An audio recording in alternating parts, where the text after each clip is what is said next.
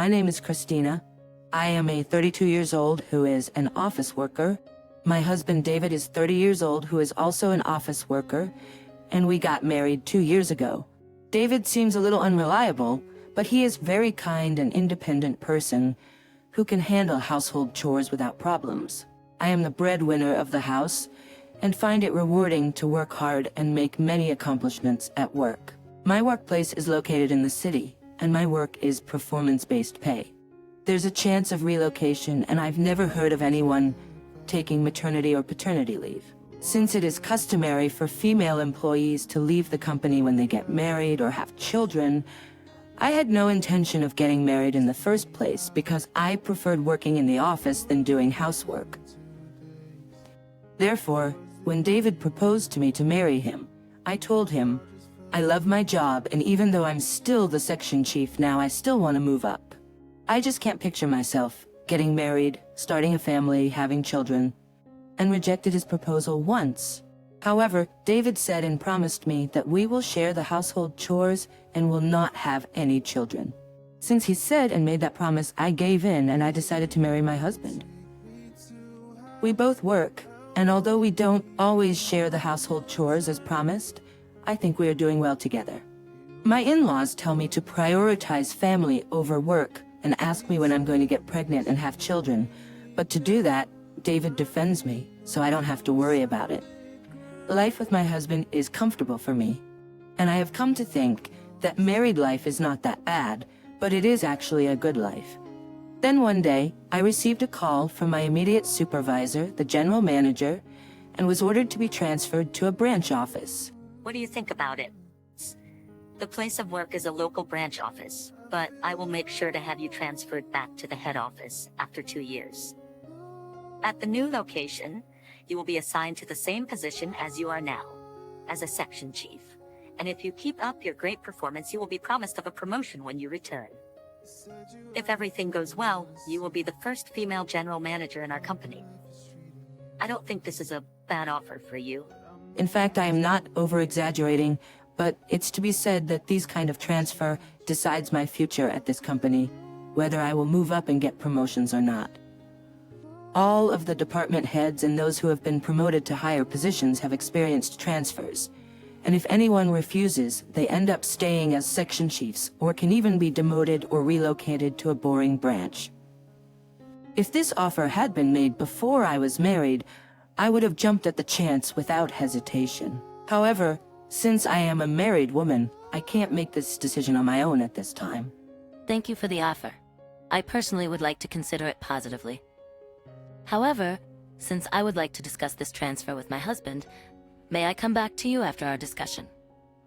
Oh, that is right. You are married. You can choose whether you want to be transferred alone or with your family. So go ahead and talk it over. I will be expecting a positive answer. When I returned home from work, I told my husband about the transfer. I am being offered a transfer, and it seems like I might be going to a rural area.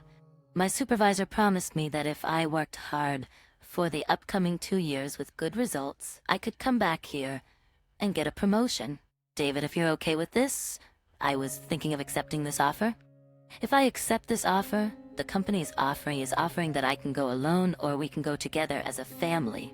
What do you want to do?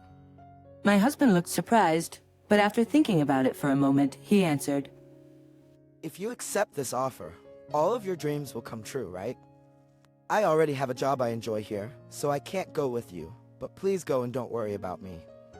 With my husband being fine with me going alone, I told the company that if I were to be transferred, I would be going alone. Then, I started negotiating the working conditions and other details for when I get transferred. As a result of the negotiations, the moving expenses related to the transfer will all be covered by the company. The company will also provide me with better working conditions, such as covering my fees to go back home to see David and return back to work. This was a decisive factor in my decision to transfer to the branch office. Later, I received the formal letter of my transfer and moved to the rural area. I was told that I could rent housing from the company at a discount, so I ended up living there. On the day of the move, My belongings had already been packed and moved by the movers, and my husband came to the airport to see me off. To David, I told him thank you for seeing me off. I will call you often and come back as often as I can. I'll be waiting for you. Don't get too comfortable just because you will be living on your own. You too, David. It's almost time. Take care of yourself, Christina. Okay, I'll get going. Thus, I began my life as living on my own alone, working. I had planned to return home during the holidays or during off-work periods, but as soon as I started working at the new branch, I was facing unexpected work troubles. I can't work under a female employee. I can't trust and count on some random stranger. I faced a typical rural area problem since I was a stranger to this place. The employees couldn't trust me or count on me because they don't know me. Just because I was a stranger to this place, employees spread bad rumors about me, had my instructions ignored, and they did not help me out at all when I have asked for their support. Then, a subordinate of mine who intentionally omitted me from carrying out this project made a huge mistake. The subordinate in charge turned pale. Of course, this was my responsibility as his supervisor. I had to deal with the situation by apologizing to the customers and not only making up for the mistakes which were made, but also improve the relationship with my subordinates to gain their trust and to get to know me so they can trust and count on me more. My supervisor, who heard about this situation, could not see me like this anymore, so he called me. I understand what you're going through right now because I have already experienced this similar situation when I got transferred myself. I know you may think the situation is unfair and unreasonable, but in such times like these, the subordinates won't accept you if you force your righteousness onto them. It is very important to communicate with them and get to know them well. Also, make horizontal relationship of equals. With the advice of my supervisor, I began to actively spend more time with everyone in the branch office to make horizontal relationship of equals. I was not a member of any neighborhood associations, but when I learned that the company's housing was part of a neighborhood association, I joined that as well. In the meantime, I was not able to spend much time on my own, and I was unable to return to my home where my husband was waiting for me. I kept in touch with David frequently, but after a few months apart, it became difficult to reach him even if I called him at night or sent him messages over WhatsApp. I'm having a difficult time at work. I'm working always until late at night. I was too tired, I fell asleep. Every time I tried to talk to him, he would say such things. And since I was too tired, I fell asleep. Every time I tried to talk to him, he would say such things. I was trying to concentrate on my work too, so I devoted myself to my work more. Then one day, since my work calmed down and there was this long holiday coming up, I abruptly decided to return home to go see David. However, I couldn't reach David by phone or WhatsApp. Since I still have the key to the house, I returned to home without notice to surprise him. When I unlocked the door and entered our home for the first time in a while, I felt something was wrong. And then I heard Chuck. Welcome home. You should have told me if you were coming home early. A woman I didn't know rushes to the front door where I was standing. The woman and I were stunned to see each other. It was the woman who opened her mouth first to break the silence. Excuse me, who are you? Who are you? This is my house. I think you got the wrong address. Can you check the address? I live in this house. We had an argument. So we both went outside to check the nameplate. But the nameplate hanging on the door was the one I had specially ordered, and it is custom made. Both the key and the door plate is mine. I'm sure this is my house, so I am coming in. Hey, what are you saying? Stop barging in my house. Even though this woman was trying to stop me from entering, I still forcibly entered the house. Then when I looked around inside of the house, everything has been changed and I did not recognize the interior. Even my favorite curtain and couch were changed. In the living room, there was a photo of David, and this woman at a theme park was put up on the wall. In the kitchen, I see a pair of mug cups I have never seen before. In the bathroom, there is a toothbrush and makeup bag, which definitely did not belong to me, and when I checked the bathtub, there were shampoos and conditioner which belongs to a woman that I never bought and used before.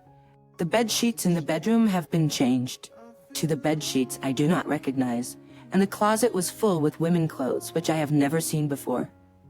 Actually, the closet didn't have any of my clothes, which I left behind. All of my belongings were put away in a small storage room, which indicate that my husband was cheating on me and was having an affair behind my back in our very own house. As I was in shock, I heard the front door open. Seni Emsom. I see shoes I don't recognize. Lindsay, did you invite your friend over? Chuck, I'm glad you're back home early. Some random stranger just barged into our home and won't go home. When I saw the man who the woman was calling Chuck was my husband, David.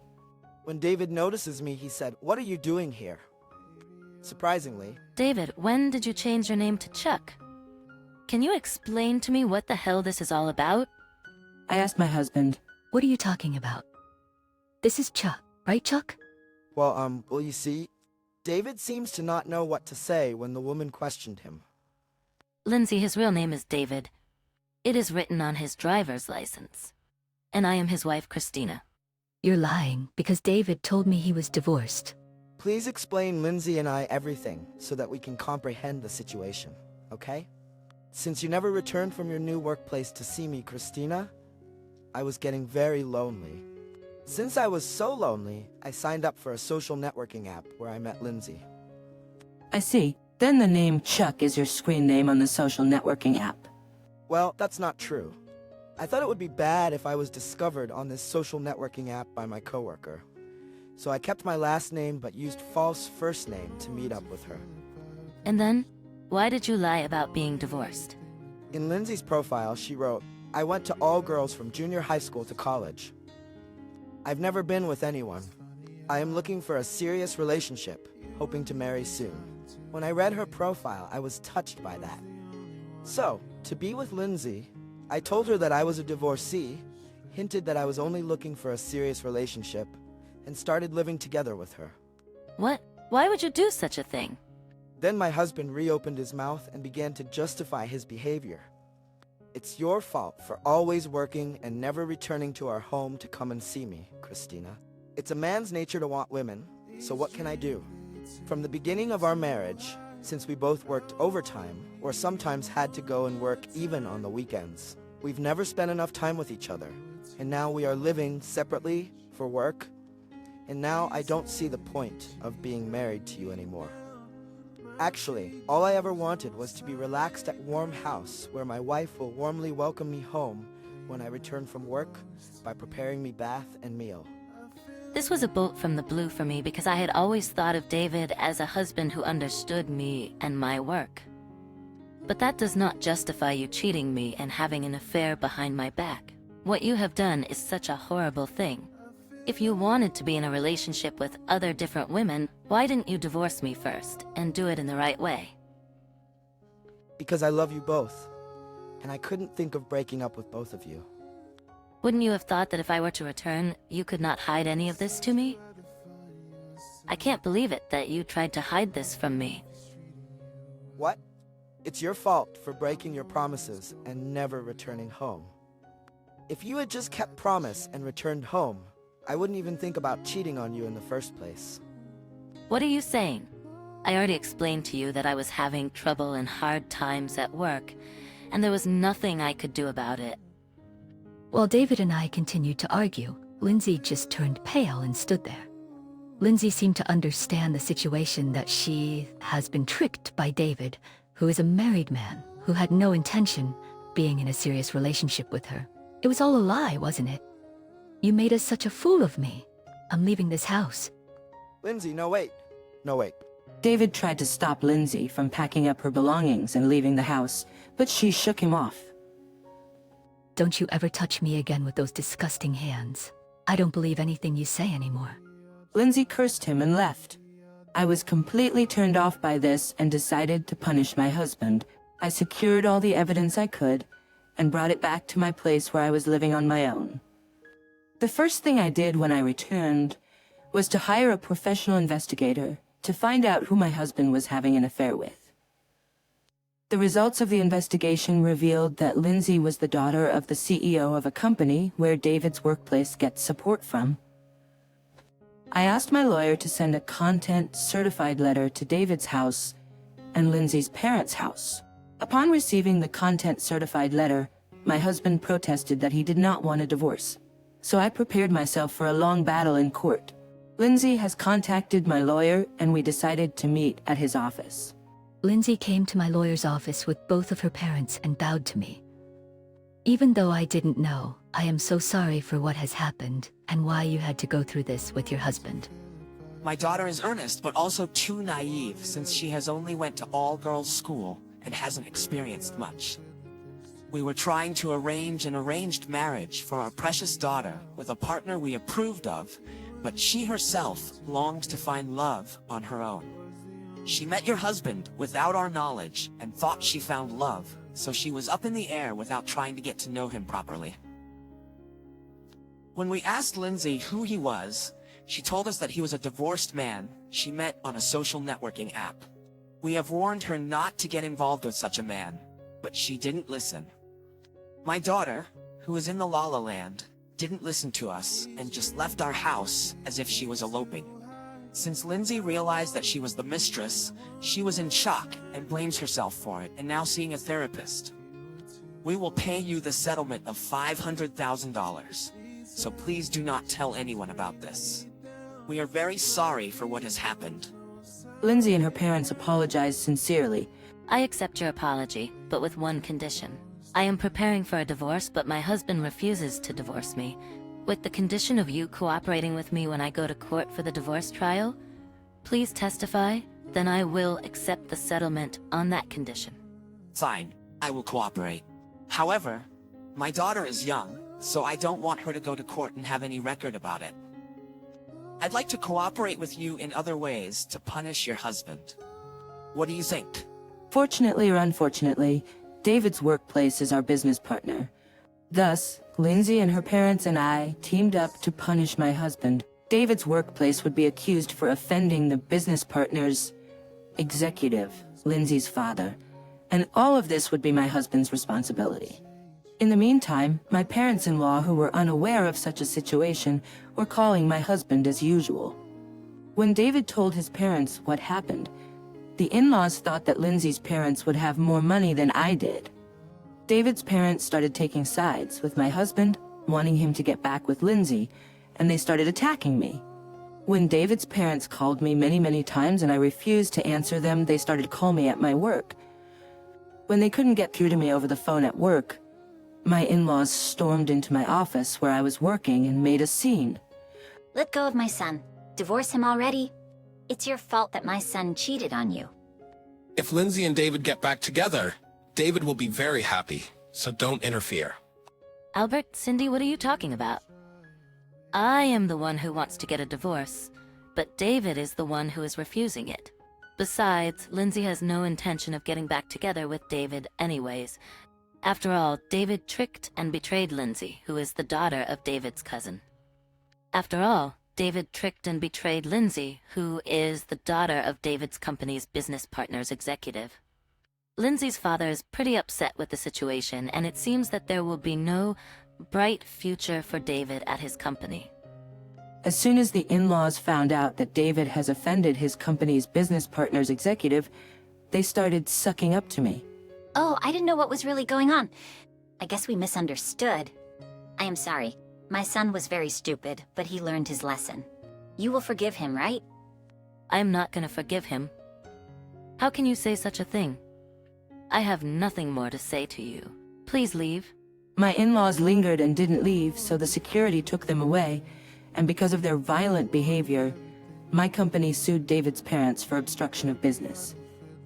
I then successfully received alimony from my husband, and we were divorced. Lindsay also requested for alimony from David and compensated for the fees of the therapist's treatment. David lost his position in the company because he had offended his business partner, and he could not quit his job because he had to pay a large amount of debt for the alimony.